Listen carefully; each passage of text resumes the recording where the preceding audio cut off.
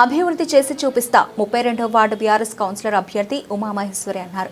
ఈ సందర్భంగా ఆమె సోమవారం సిటిజన్ న్యూస్ ఛానల్తో మాట్లాడుతూ తనను గెలిపిస్తే 32వ వార్డును అన్ని విధాలా అభివృద్ధి చేస్తానని బీఆర్ఎస్ కౌన్సిలర్ అభ్యర్థి ఉమామహేశ్వరి అన్నారు.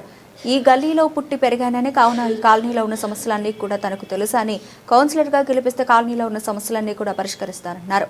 చూస్తున్న సిటిజన్ న్యూస్ ఛానల్ ప్రస్తుతం మనం తాండూరు పట్టణంలో ఉన్నాం. అయితే ఎక్కడ చూసినా రాష్ట్ర వ్యాప్తంగా కూడా మున్సిపల్ ఎన్నికల నేపథ్యంలో ఈరోజు చివరి రోజు కావడంతో ప్రచారాన్ని ప్రతి పార్టీ నాయకులు ముమ్మరం చేశారు. అయితే ప్రస్తుతం మనం పట్టణంలోని 32వ వార్డులో ఉన్నాం. అయితే బీఆర్ఎస్ పార్టీ నుండి బలపరిచినటువంటి అభ్యర్థి మహేశ్వరి ఉన్నారు. ఒకసారి ఆమెతో మాట్లాడే ప్రయత్నం చెప్పండి, ఏ విధంగా ప్రచారం నా వంతు 100% ఇస్తున్నాను.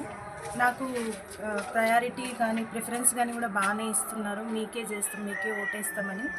నా ఉద్దేశం ఏం లేదు, నా వార్డు అభివృద్ధి చేసుకోవాలి, నా వార్డు ప్రజలకు నేను ఎంతో కొంత నా వంతు సహాయం చేయాలి అని ఉద్దేశంతో ఈ అడుగు ముందుకేయడం జరిగింది. కాలనీలో ఏం సమస్యలు చెప్తున్నారు?